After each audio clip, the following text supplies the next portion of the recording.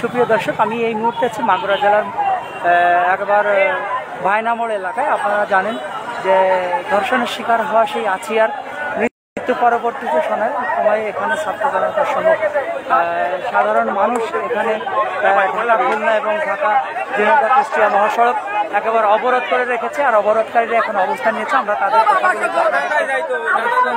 চেষ্টা করব।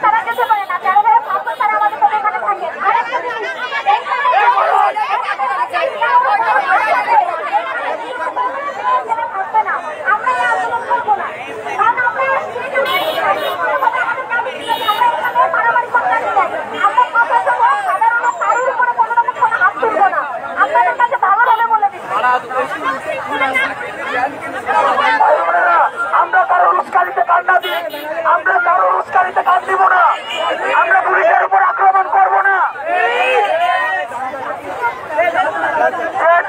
নিজের সহিংসায় যারা তারাই যাবে, আমাদের অবস্থান এখান থেকে করবে না, আমাদের অবস্থান এখান থেকে করবে না। একটা গাড়ির চাকা তো করবে না। সহিংসায় যারা রয়েছে কেবলমাত্র তারাই যেতে পারে।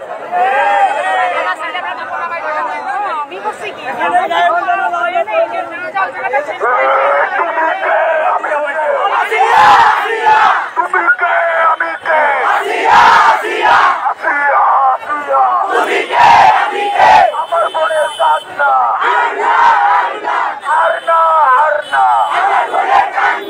আমার বোনের কান্না